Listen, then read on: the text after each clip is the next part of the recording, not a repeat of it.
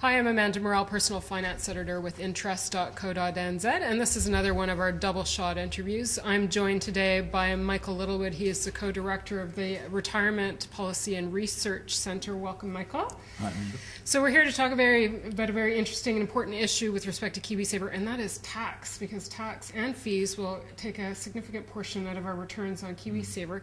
Now, you and your recent pension commentary have called upon government to introduce a particular reporting system with respect to tax. You would like providers to report the after-tax and after-tax performance only and not the gross. Why is that?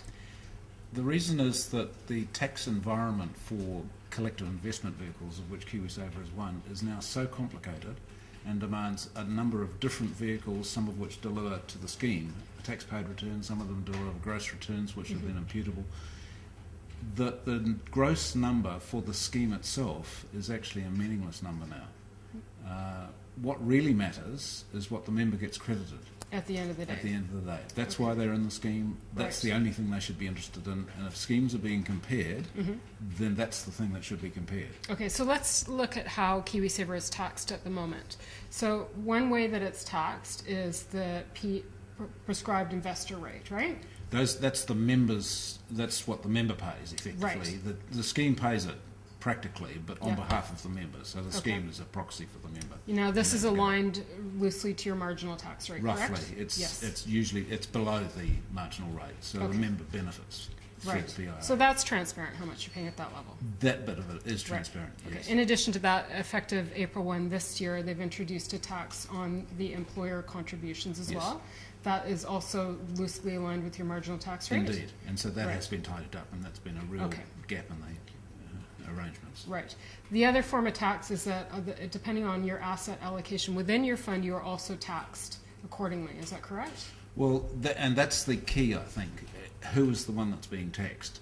Is it the scheme, the KiwiSaver scheme, which then passes it through to the member through the PIR? Right. Or is it another product that the scheme itself invests in? And we, in our recent pension commentary, we looked at specifically at the issue of investing in overseas shares, which normally demands the purchase of a product. Okay. Either a product that is like an index-based product or an active-based product, where tax can be, and often is, assessed within that scheme, within the product itself. And so what the New Zealand scheme gets is tax paid, effectively. Now, then there's another part of that analysis which has to do with the hedging arrangements. You either have them hedged or not hedged, depending on what sort of product you're going into. But the scheme that holds the hedge outside the overseas shares product obviously has to hedge to a greater extent than the tax itself, because it needs to deliver the the currency hedged benefit to the KiwiSaver scheme.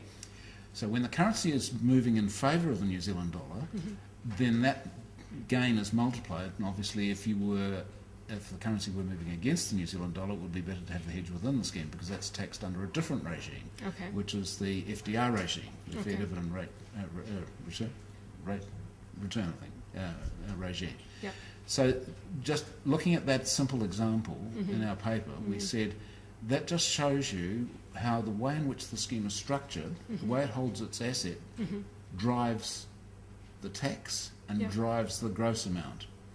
And just between two schemes which have exactly the same underlying asset, you get two very different results for the gross. You get the same result for the net, but you have two very different results with the gross, which means that the gross return is now meaningless. So based on that example, your argument is that we should remove any sort of reporting which shows gross returns. I don't mind people reporting the gross, but I do take exception to the idea that the government should require the gross return to be reported, as though that were some kind of gold standard, ultimate test as to how the scheme's doing. It isn't. Okay. So, and I guess what we say is, yes, you can report the gross if you want to, but you then also need to report all of the complexities of the scheme the structure of the scheme that you're holding, so that people can take a view on whether your gross return is as good as or better than somebody else's But gross would the return. average investor understand that? Even No, if of course it was they a- wouldn't, and that's why we say Yeah. if you're going to emphasise anything, if you're going to require, if the government is going to make rules